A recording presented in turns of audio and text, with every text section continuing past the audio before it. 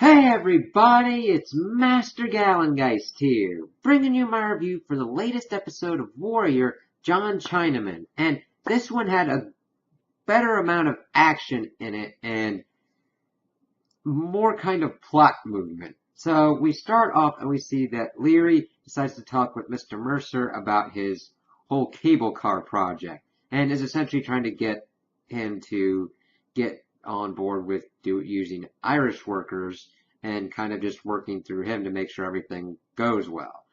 The weird part is, I know this is supposed to be more like a shady kind of deal. It actually just felt like regular business. I mean, we've heard and seen Leary being a criminal and everything, but the only really threatening thing he did was pull out a pocket knife and cut an apple with it. And Mr. Mercer seemed amiable for having workers that he would need, and it was really off. It's like, I know I was supposed to get that, like, Leary's pretty much leaning on him to use the Irish workers, but it just seemed like a regular, ordinary business transaction. He is going to be doing the stuff with the cable cars. He is going to need workers, and they just came to a business arrangement. I I don't know. It was just a weird scene, and I mean I liked it with the business aspect, but it was just if we were trying to be shown that either one was trying to be unreasonable or being an asshole, that didn't come across very well at all. But we go through and we see that the bulk of the episode deals with Assam being in prison. We see that he is brought into court and he is pretty much trying to be pegged with the homicide, even though they don't have any evidence of him killing the two people as well. So the judge is like, listen, we're going to throw out the homicide because you don't have any evidence for it, but we'll get on track to get him for the assault on this. Of course, Penny is still trying to figure out ways to testify, but is being stymied by her husband. And we see that Assam is taken back to his cell, and Bill, of course, lets in some, lets Irish, like a couple of Irish prisoners into there, 3 to be precise, to beat the ever shit out of him. But, of course, we get a really great action scene where Assam just annihilates him. And it's pretty well executed. You see a good flow of the action. You see him taking out body parts and whatnot and using like buckets and everything, but he's able to take them out. And, of course, Bill comes back and is like, Jesus Christ. And this is where Assam speaks to him in English. And he's like, why the hell wouldn't you talk to us? It's like, it wouldn't have made any difference. And pretty much saying that I'm only in here because of the color of my skin. And he's like, kind of pissed off at that. And he's like, hey, if I open this cell, will you let me take the people out? And he's like, oh no, why don't you try it? But of course, that's when Lee comes down, and Bill, of course, offloads it to him to take the unconscious prisoners out. And of course, Lee is able to quickly assess the situation. We're like, listen, you had all these other cells, and you put them in there with him, with like weapons and everything to take his ass out. But of course, Assam doesn't speak to Lee in English. He's just doing it to, I don't know, he's pretty much got nothing left to lose with talking to Bill in English, so why not? Let's see here. We also get that Mai Ling is making moves in the Long Z. We see a casino owner come in talking about how the take that he's giving to her is smaller than it should be because he's had to turn away customers and asks for for the Long Z's permission to remove one of the bars in his casino, remodel it so that we can put some more tables in and make more money. Of course, Mai Ling authorizes this, but he's like, well, don't I have to get Long Z's permission? He's like, you just got it. And he's like, oh, okay, yeah, I'm sorry, and leaves. Mai Ling's is easily the weakest portion of it. I don't really care. I only care a little bit because of the connection with Assam, but that's about it. Well, this then also snowballs into the fact that she learns about Assam and what's going on and decides to go with her enforcer and threaten the Irish family and keep the father and son duo from testifying in court. And it was crazy because this did another great action scene with Lee Yong, and he just is able to so effectively just get control of the situation while Mai Ling just freaking takes one of the kids and threatens them very effectively, and they're like, okay, yeah. And so Ah Sung goes to his trial date, and they say that since nobody showed up, they dismissed the case and they let him out. And of course, everybody's pissed off.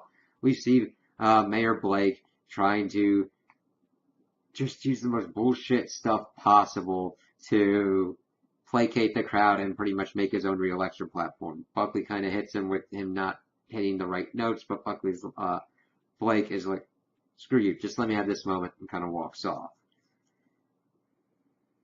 We see that Awesome and then Bill are then having an interesting kind of conversation of being like, okay, listen, fine, whatever, just make sure you take the back exit so that way you don't cause any more trouble. But of course, Awesome is kind of distrustful. I mean, like, hey, there's not going to be 3 more guys out there to jump me, are there? And he's like, no. And just, I kind of like their kind of weird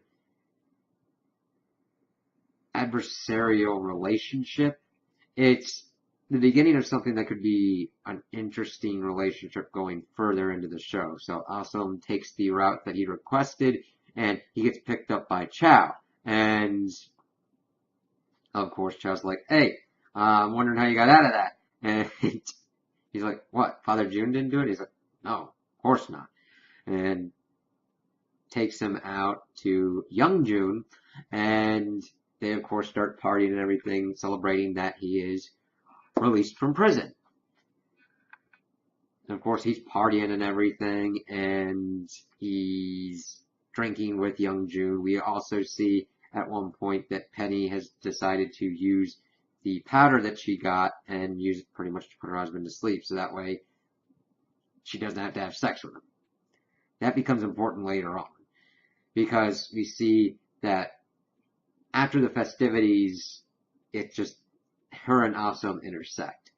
So, Awesome is partying and everything, but of course Father June comes in and is kind of pissed off and decides to canonize Awesome because he sees it as his failure to completely bring him into the Hop way that way.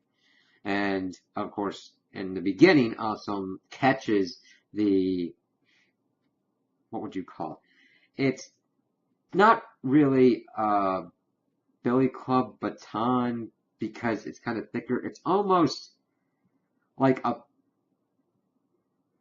paddle of wood with a handle on it that he starts beating Awesome with, and he of course decides to take the licks and everything. And it's just, yeah, you kind of went in a weird order because usually you get canonized to bring yourself into these kind of families and build trust and everything. It's really weird that they skipped that step. And, of course, berating him for leaving his family and all that, but, well, leaving the territory of the family. But Young June was a little bit more sympathetic with it. He's like, hey, I didn't know I was outside of Chinatown until I was outside of Chinatown. He's like, it's okay.